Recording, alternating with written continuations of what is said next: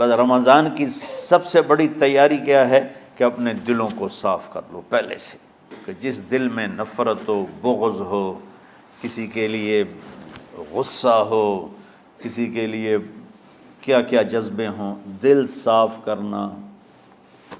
ہمارے گھروں میں روزانہ جھاڑو ہوتا ہے، یہاں مدرسے میں روزانہ صفائی ہوتی کہ نہیں ہوتی؟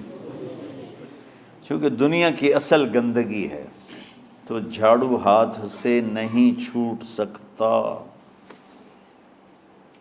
حرم شریف میں دیکھا کیسے چاروں طرف خدام پھر رہے ہوتے ہیں برش لے کر، تو دل پہ غبار ایسے آتا ہے جیسے صحن میں غبار آتا ہے، دل پہ گندگی ایسے آتی ہے جیسے صحن میں آتی ہے۔ تو ہم نے نظام بنایا ہوا ہے، لوگ مقرر ہیں وہ روزانہ جھاڑو دیتے ہیں۔ تمہارا دل ایک آنگن ہے، ایک صحن ہے، اس میں بغض، نفرت، حسد، پتہ نہیں کیا کیا گندگیاں آئیں گی اور آتی رہیں گی۔ بچوں ایک کام کرو، جھاڑو پکڑ لو، صاف کرو۔ یا اللہ معاملہ تجھ سے کرنا ہے، لوگوں سے نہیں۔ کسی نے برا کہا، کسی نے غیبت کی، کسی نے گالی دی، کسی نے دھکا دیا، کسی نے حق مارا، کسی نے کچھ کیا، یا اللہ تیرے سپرد میں نے اپنے دل کو سب سے صاف کیا، میں نے اپنے دل کو سب سے صاف کیا۔ یہ اتنی بڑی عبادت ہے کہ بڑے بڑے نفلوں والے، تہجد والے، حج عمرے روزے والے تمہیں نہیں پکڑ سکیں گے، کیونکہ اس کا کرنے والا دنیا میں کوئی نہیں۔ نفل پڑھنے والے تو بے شمار ہیں، عمرے کرنے والے بے شمار ہیں، علماء بے شمار ہیں، حاجی بے شمار ہیں، سخاوت کرنے والے بے شمار ہیں، لیکن اس ٹکڑے کو صاف کرنے والا لاکھوں میں ایک بھی نہیں ہے۔ مشکل کام ہے، آپ یہ سیکھ لیں، صاف کرو، صاف کرو، صاف کرو۔ یہ رمضان کی سب سے بڑی تیاری اور علم کو حاصل کرنے کی سب سے بڑی چابی ہے کہ اپنے دل کو کھلا کر لو۔ کوئی چیز خالی ہوگی تو کچھ آئے گا۔ جس دل میں بغض بھرا ہو، نفرت بھری ہو، حسد بھرا ہو، کینہ بھرا ہو، اس میں خاک آئے، اس میں تو علم کی ایک کرن بھی نہیں آئے گی۔ اس زبان سے چاہے جتنے مرضی موتی بکھیرے، دل اس کا اندھا ہوگا۔ لا تعمى الابصار ولكن تعمى القلوب التي في الصدور۔ یہ آنکھوں سے اندھے نہیں، دل سے اندھے ہیں۔ تو بچوں اپنے دل کو صاف کرنا سیکھو۔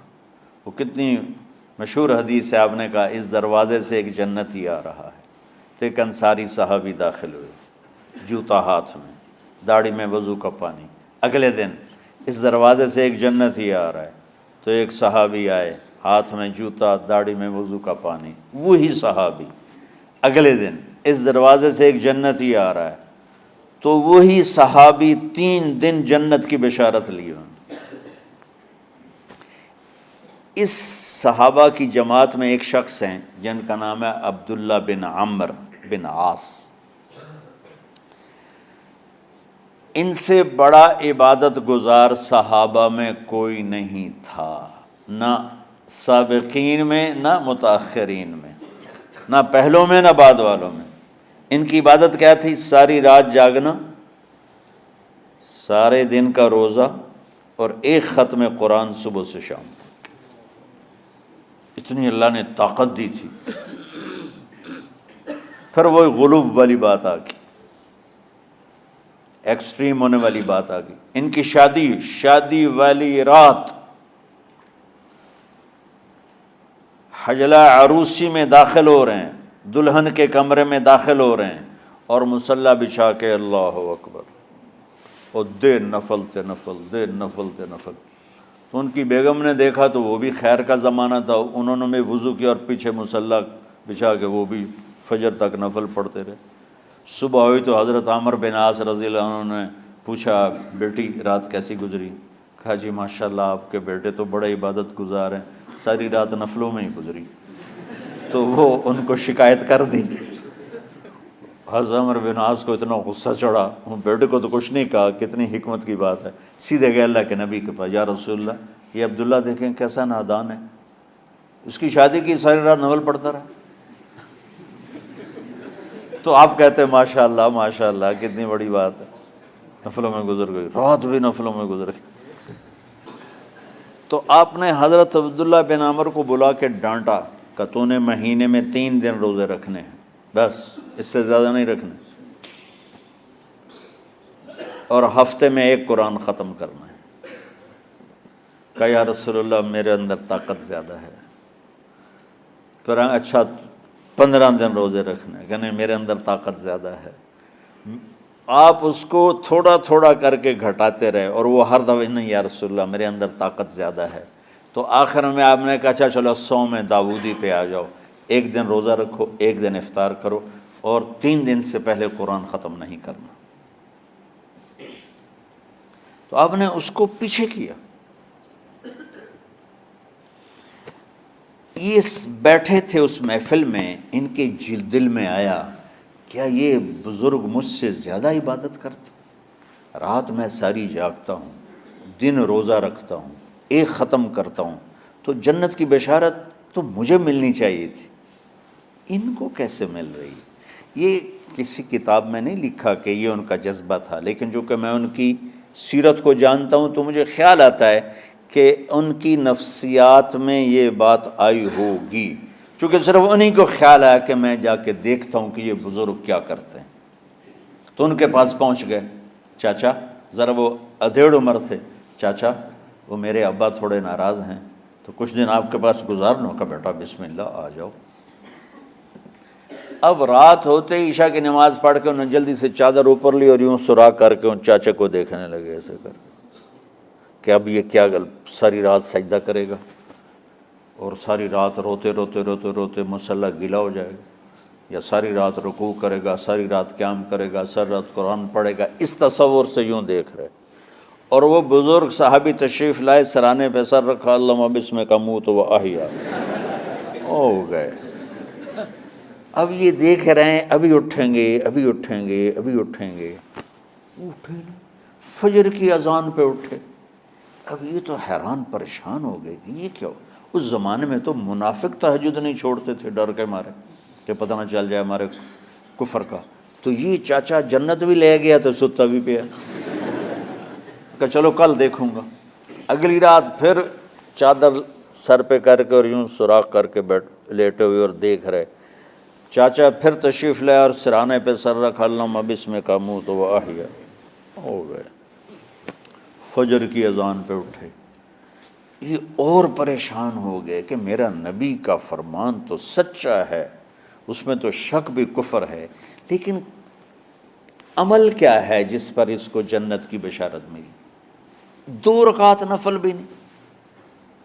اور آج کے دور میں تم میں سے ماشاءاللہ اکثر بچے تہجد پڑھتے ہیں کہ 1 رات اور دیکھوں گا، تیسری رات اللہم بسمک اموت و احیا، ہو گئی ساری رات۔ تو تیسری رات پھٹ پڑے عبداللہ بن عمر، کہنے لگے چاچا میری ابا سے کوئی لڑائی نہیں تھی، 3 دن میں تیرے بارے میں سنتا رہا، جنتی جنتی جنتی، میں دیکھنے آیا تھا کہ آپ کیا کرتے ہیں، آپ تو کچھ بھی نہیں کرتے ہو، ساری رات سوتے رہتے ہو، اب کیا کرتے ہو؟ انہوں نے کہا بیٹا یہی ہے جو تم نے دیکھا ہے۔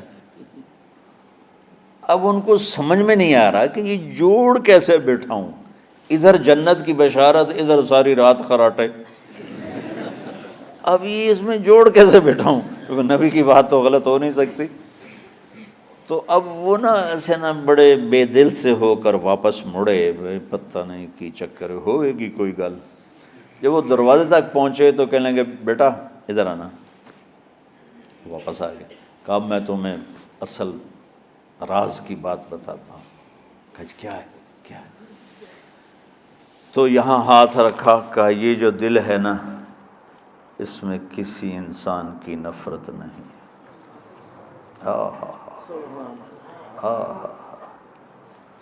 اور جب اللہ کسی کو رزق دیتا ہے، عزت دیتا ہے، مجھے کبھی حسد نہیں ہوا، مجھے خوشی ہوتی۔ تو عبداللہ بن عمر نے کہنا تھا ہاں یہ بات ہے، نہیں، انہوں نے کہا ہاذا ہوا، اچھل کے کہنے لگے ہاذا ہوا، ہاں ہاں ہاں ہاں، یہی ہے یہی ہے یہی ہے۔ پھر کہنے کہ چاچا پر یہ میرے بس کا نہیں ہے، کون کرے گا یہ؟ اتنے بڑے آدمی ہو کر کہہ رہے ہیں کہ یہ میرے بس کا نہیں۔ تو بچوں، دنیا میں جنتی بننا ہے اور علم اللہ سے لینا ہے تو اسے صاف کر دو، سب کی نفرت سے۔ سب، اس نے مجھے یہ کیوں کہا، اس نے مجھے یوں کیوں دیکھا، اس نے میرے بارے میں یوں کیوں کہا، اس نے میرے بارے میں یہ کیوں لکھا۔ جس کی تعریف ہوتی میری کتنی برائی ہوتی، صرف تعریف تو نہیں ہوتی، بھرا پڑا سوشل میڈیا مجھے گالیاں دیں۔ اللہ کے فضل سے میرے دل میں ایک ذرے کے برابر کبھی کوئی منفی جذبہ نہیں آیا، آئے تو میں دھو کے صاف کر دیتا ہوں، یا اللہ میں نے اپنے دل کو صاف کیا، میرا معاملہ تیرے ساتھ ہے، کسی کے ساتھ نہیں۔ یہی آپ رمضان کی سب سے بڑی تیاری، علم کے حاصل کرنے کا سب سے بڑا ہتھیار آپ کو یہ نہیں ہے کہ تمہیں کتابیں یاد ہو جائیں، تمہیں اشعار یاد ہو جائیں۔ تو ساری امت سے کہتا ہوں رمضان کا استقبال کرو، دلوں کو صاف کر کے، نفرتوں کو مٹا کے، مذہبی نفرت، دنیاوی نفرت، رشتوں کی نفرت، بول چال کی نفرت، سیاست کی نفرت، لین دین کی نفرت، ان سب سے اپنے دل کو صاف کرو تاکہ رمضان میں اللہ نے علم اتارا، اللہ تعالیٰ آپ کو علم عطا فرمائے، اور باقی لوگ جو عام دنیا میں زندگی گزار رہے ہیں ان کے دلوں میں اللہ رمضان کا نور اتارے اور اپنے اور ہدایت کا نور اتارے۔ یہ سب سے بڑی تیاری ہے اس کی۔ اور کسی سے گلہ ہے، غصہ ہے، ناراضگی ہے، کسی سے بولتے نہیں ہو، ابھی سے شعبان آ چکا ہے، آپ شعبان سے رمضان کی تیاری شروع فرما دیتے تھے، تو اس کی تیاری کیا ہے؟ وہ دلوں کو صاف کرو، معاف کرو، معافی مانگو، تمہارا قصور نہیں پھر بھی معافی مانگ لو، دلوں کو صاف کرو، اور اپنے اور اللہ سے سخاوت مانگو کہ اللہ کو سخی بھی پسند ہے اور صاف دل والا بھی پسند ہے۔